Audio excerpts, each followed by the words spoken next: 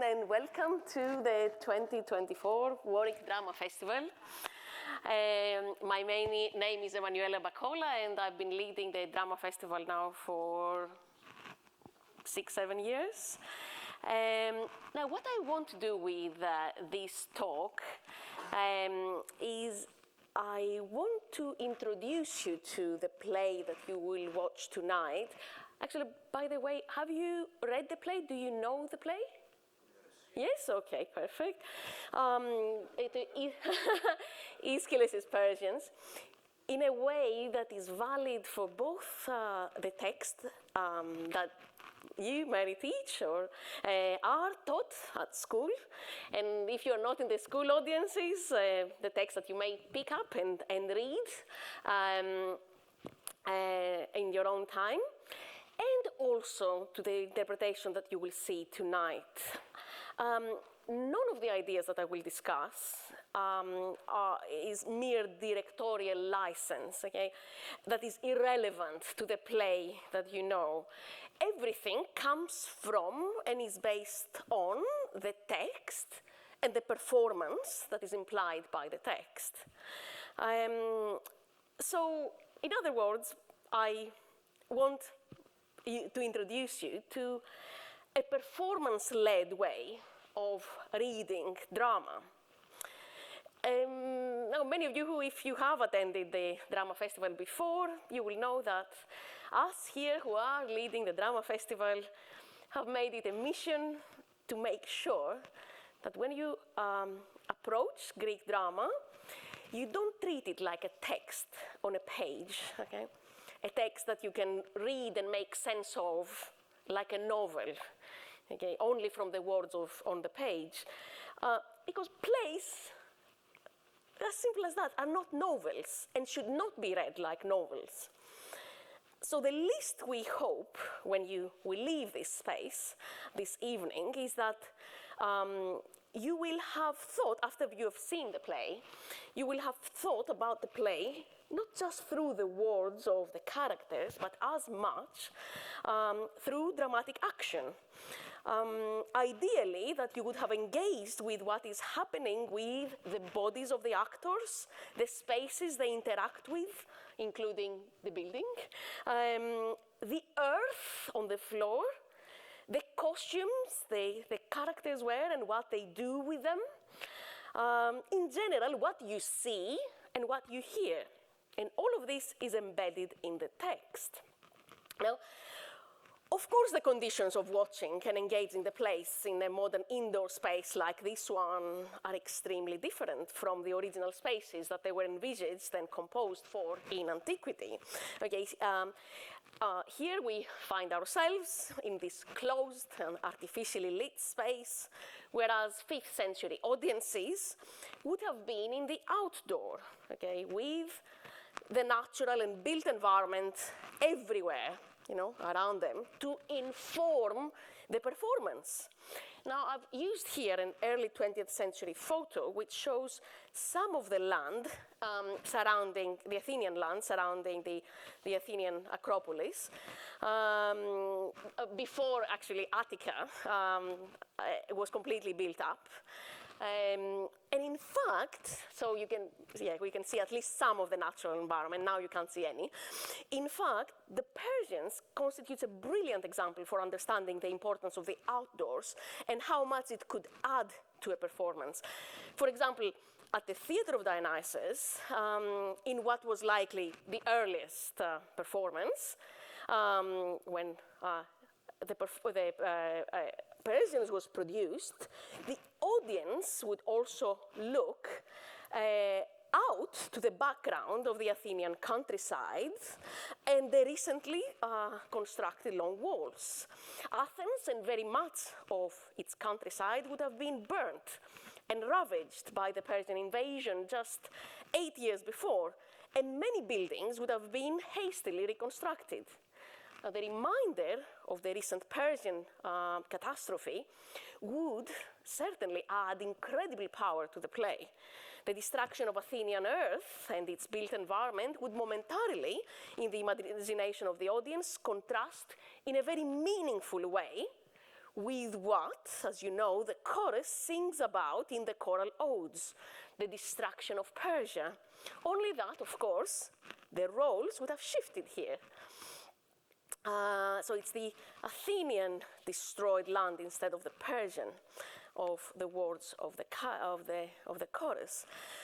Now, and if, actually, as I have hypothesized elsewhere, but this is only a hypothesis, okay, but it's a really powerful one, I think. If the play was at some point reperformed, because Greek plays were reperformed, around the Greek world, if at some point the play was reperformed at the Dionysian festival of the dean Eleusis, which was active in the 5th century, and it was Aeschylus' birthplace, the theatre's likely vista of the Salamis Straits, the very location of the naval battle of Salamis, would act as a reminder of that crucial battle and add, of course, enormous weight to the description of the events fictionalized in the play. But now we are inside, so we don't have any immediate access to this 360-degree vista of the natural and built environment.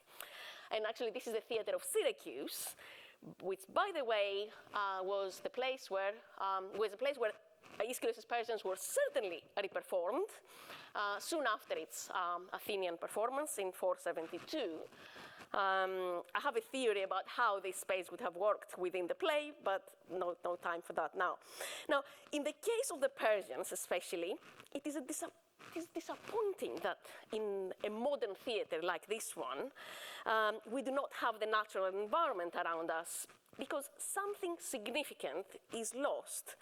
This is because, precisely, Aeschylus' play projects Xerxes' expedition against Greece as an act of hubris against the whole of nature, against the cosmos. For example, the chorus speak about the Persians' technological superiority and how this helps them dominate both land and sea. Actually, a couple of times, but one of them is this, when they talk about, the artificial bridge that Xerxes built to join the two lands, Asia and Greece. So they say, by now it has passed, the army of the king's city suckers over the strait to the neighbor-facing land, crossing the sea of Hellespont, okay? On a raft bridge roped with flax, a roadway made with many nails, a yoke thrown round the ocean's neck. So as the chorus speaks these words, they do so not only with pride and hope, okay, as they anticipate the news from the return of the army, but also clearly with a degree of fear and anxiety. Of course, technology always, never has only positive connotations in our texts. It also comes with a significant degree of fear and anxiety, as Prometheus, for example, myth suggests. Now, these words are in fact a huge metaphor of man's struggle to dominate the environment around him. And a hubristic version of this struggle is attached to Xerxes and his imperialist expedition. Now, another element which we miss because we are not in an ancient theater is the interaction of the queen and the chorus with the earth.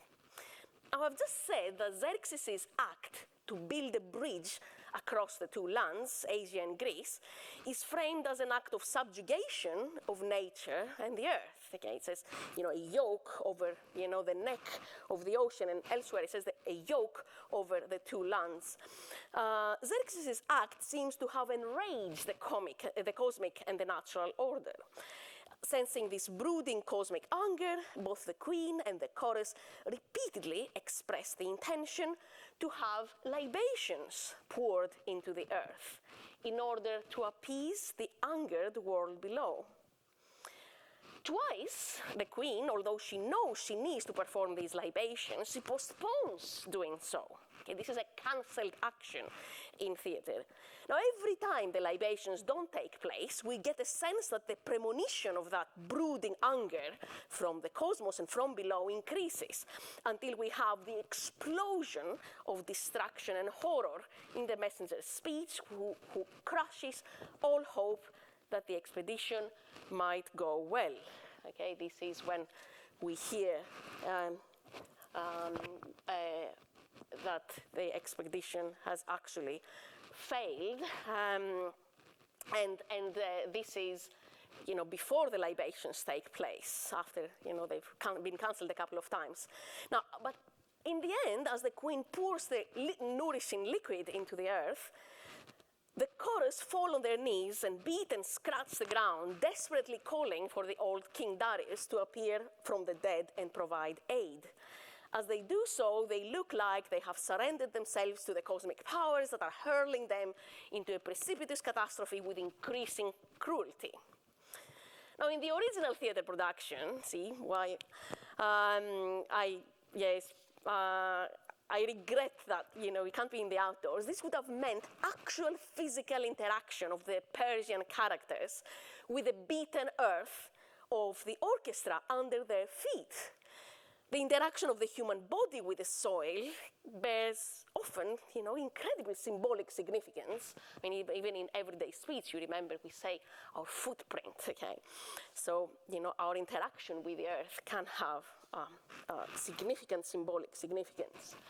Now, although we do not have the beaten earth in our, of the original Athenian orchestra here, nevertheless, as you can tell here from the amount of soil in front of you, our creative team could not do without a point of reference to the earth. So this explains the 1 ton of soil that you can see spread on this stage. And look out for, its dramatic use, please. So we will also see in a minute other reasons why the earth is important for understanding the play. Okay, so in our production here in this indoor theater, we have brought the earth into the theater stage, onto the theater stage, even though, we had to get a gardening center to deliver it. But there is so much more about performance that is embedded in the ancient text that one can appreciate in the modern theater spaces even without going to such lengths as getting 1 ton of soil delivered. So I want to turn here to 2 elements of the text which have often been used in the interpretation of the Persians, specifically to suggest that the play has an Orientalist character, and as a result, it is hard to consider as a tragedy. These are the Persians' associations with 1, the feminine, and 2, luxury. In other words, if the Persians are other than caricaturized as effeminate and decadent in such un-Greek terms, how are we meant to sympathize with them? How are we meant to see them as tragic characters? But I want to show you how performance amplifies meanings, creates additional meanings, and make the ideas that the play explores far more interesting and complex than a mere reliance on the written word might suggest. And also makes the answers to simplistic and badly phrased questions like, is Persians triumphalist, much easier to answer. In my note in the play program that you have, I explain in no uncertain terms that even a work like Aeschylus Persians, which is inspired by a recent historical victory, which was produced just under 7-8 years after the invasion and defeat of Xerxes' army, that enormous threat, even that play should not be forced into such a monolithic interpretation. Regarding the play as Orientalist only and triumphalist only reduces it to something simplistic that it demonstrably wasn't. Of course, there is no doubt that Persians resonates with a sense of celebration at the seemingly final defeat of the enormous Persian threat. In the years following the retreat of the Persian army, with the vast changes in the political landscape of Greece, as Athens was becoming the wealthy and mighty leader of an empire that spread across the Aegean, the significance of the victory over the Persians for both Athens and for the Greek world as a whole was becoming increasingly apparent. So there is no doubt, okay, this play does memorialize the Athenian victory over the enormous Persian threat.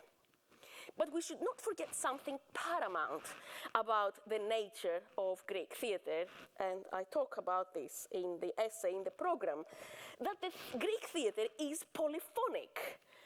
And this is from the Greek term polus, which means many, and phone, which means voice. That is, by nature, Greek theater comprises multiple voices.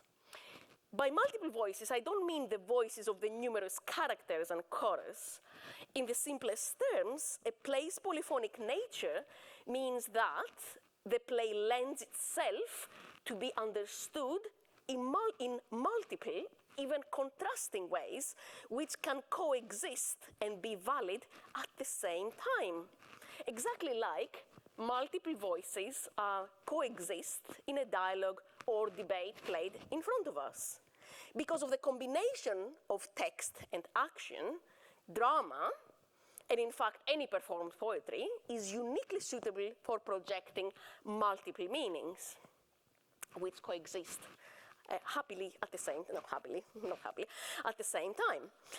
Now, the portrayal of the feminine, actually, in the Persians offers us a good example to see how this polyphonic play can support multiple interpretations for different audiences and sections of the audience. There is no doubt that a strong association between the Persians and the feminine is evoked. And this would be recognizable by members of the original audiences who were familiar with this ethnic stereotype. Okay, and it was starting to develop around 480, 475. Many in the audience who would have fought in the wars actually would have also enjoyed the ideological superiority that this stereotype implies.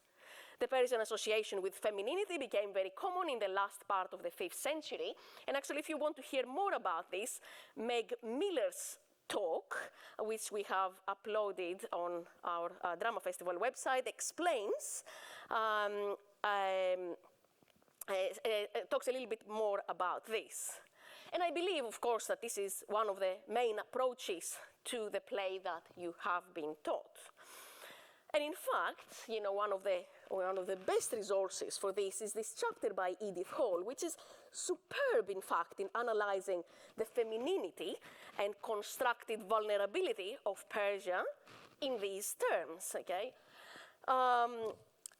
However, it is important to take this analysis, valid as it is, not as the sum total of the role of the feminine in the Persians. In Greek mythical and poetic imagination, the feminine, and this is very important, is not just the opposite of the masculine. Masculine does not always equate better, morally higher, nor does the feminine equate decadent and morally worse.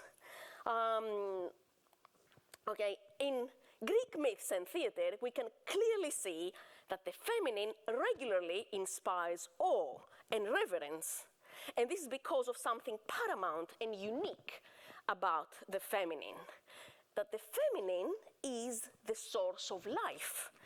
Aeschylus' play actually makes sure that this is conveyed regularly and clearly in passages like this one. In this play, the land of Asia becomes like the ultimate, one of the largest kind of feminine entities, and also the queen. They're both portrayed as mothers, as grief-stricken mothers who mourn for the catastrophic loss of their precious wealth, the life of the Persian youth. Okay, this is one of the many passages that speaks about the youth in these terms drawn from natural imagery and agriculture. So such is the flower of the men of Persia's land that has departed, for whom the whole land of Asia, which nourish them, which rear them, sighs with a longing that burns. Now, this is actually the ultimate wealth of Persia, as the messenger unambiguously states in these lines. Oh, you cities of all Asia. This is when he announces the complete destruction of the Persian army at the battle. Oh, you cities of all Asia, oh, you land of Persia and great harbor of wealth. One blow has destroyed your great prosperity. The flower of the Persians is fallen and gone. And it is no wonder that the play insists so much on the natural properties of earth as the generator of precious life. This is a principal function of the agricultural imagery of the play. There is another reason, actually, why in our production the creative team wanted the presence of the soil, in order to capture, in material terms, the relationship, okay? This extremely important metaphysical relationship between the land and the mother, as a mother, and its people, especially its youth, okay, that are connected with it. So pay attention to, the actors, gestures and movements around the ground and the soil. Furthermore, which I would say, you would say confidently that it is something that comes directly from the text, and it is definitely not directorial license. The text itself talks about, in the contact of the characters with the soil. Now, furthermore, as we said, Xerxes was presented as committing hubris of enormous proportions against the ultimate feminine, earth and nature, when he yoked the land and the sea under his command, and by trying, in the queen's dream, to subject both Asia and Greece to his chariot, which is a symbol of power. Now, the libations that the queen pours into the soil are gifts for the earth and the nether powers to drink, so that they can be propitiated for this cosmic hubris and for the loss of so much precious life. Moving on from the feminine, even the luxury of the Persians, another feature that has been widely regarded as a mere orientalizing element and as ultimately contributing to the play's supposed triumphalism, can also be construed in a much more nuanced manner. In this play, wealth and luxury are mostly captured by fabrics. And our play team have honored, as they should, the Aeschylean text in this respect. In fact, in 5th century Athens, Persian fabrics were considered to be of huge value and were enormously desirable as prestigious objects. A bit like, your Chanel bag or this Burberry suit. Hence, when the queen comes out for the first time, her portrayal adheres to this perception, as she is dressed in a very fine and very valuable attire. And by the way, again, if you want to hear more about Persian fabrics, luxury, and wealth, Meg Miller's talk on our website will explain more and analyzes, in fact, the fascinations of the Greeks with the Persians, as she calls it, which rightly complicates these relationships of the Athenians and the Greeks more generally with the Persians. For a part of the original audience, even possibly for its vast majority, the exotic and ultimately ideologically un-Greek Persian luxury may have been the only thing they saw in this depiction. Okay, even if the wealthiest among them knew of its desirable connections. It was certainly one of the main, the only things that 20th century scholars schooled in the ideological reading of the invention of the barbarians saw here. But the play's dramaturgy is very creative in making the fabrics that capture the Persian luxury much more than an ideological symbol of decadence and excess.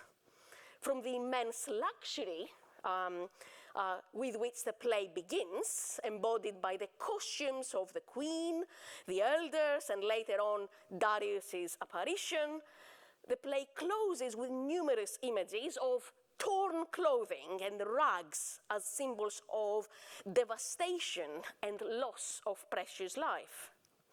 As the performance itself tonight, please pay attention how the play has honored the central imagery of the fabrics. In particular, the queen, initially dressed in luxurious finery, turns up after the news of the catastrophe in simple mourning clothing. And in our production, this is a directorial license here, but I think very appropriate, very clever. Please also note what she will do with her finery. Now, the queen is a mother, and she mourns for the lost lives of the country's youth. But please also note that when Xerxes poignantly refers to the rags that he is wearing and his empty quiver, it is in the context of collective mourning for the lost youth. These props have a powerful significance. The royal crimson of Xerxes' costume, now tattered and devalued, captures the loss of Persia's real wealth, the lifeblood of its precious youth. The crimson color of these fabrics, the royal purple as it is known, would have captured both royalty and blood. By the way, it's called royal purple, but it is in fact much closer to the color of congealed blood. Or it is a whole range of shades, but in Aeschylus, this is the shade that we're looking for. So Aeschylean poetry had earlier portrayed royal crimson, or purple, this crimson dye that Aeschylus is actually quite fascinated with, in terms of lifeblood lost in the sea, as you can see in this passage. Now, he would actually develop this and the crimson fabrics metaphor as a central image in his later masterpiece, the Oresteia. And we will actually stage the Oresteia here over the next couple of years, so keep this in mind if you come back. So whilst the play's celebratory tone should be recognized because they did have a valid function for the original audiences, this does not mean that the play lacks additional meanings, and these are even contrasting to these initial impressions. The ravaging of the feminine and the precious young life that the feminine and earth have nurtured are amongst the most poignant and regrettable facets of war, and are universally recognized as such. The lost wealth that the play mourns is the youth killed and wasted for imperialist purposes. Furthermore, the play does not make us construe only Xerxes and the Persian expedition as responsible for these regrettable losses and the spiraling hubris. As the play progresses, the emerging ugly face of Athenian imperialism gradually appears through the portrayal of Persian imperialism. Many Ionian cities that the chorus mourns as having revolted from Persia had by 472 become subjects of Athens, which was rapidly growing into an empire. And in fact, by this time, when this play was produced in 472, it has been estimated that Athens had suffered more losses in its offensive warfare than in the Persian wars previously fought in defense. Athens, in other words, with its increasing power and wealth and its compulsive expansionism, was well on its way to mirror its formidable enemy, Persia. So, in conclusion, what can engaging with performance make us realize? Now, I believe that one of the best things is that it reassures us that the drama can cater for multiple meanings. This particular drama plays up to the specific profile of the barbarian, effeminate and decadent, yes, but also, perhaps, in my opinion, even more loudly, especially through its performative elements, turns it on its head. And this is not merely a universal shared sadness for the awfulness of war that the victors may share. It is the alter ego of what the recently victorious Athens is seemingly heading towards, the unnecessary and devastating loss of its most valuable wealth, its youth. And that's it. Thank you very much.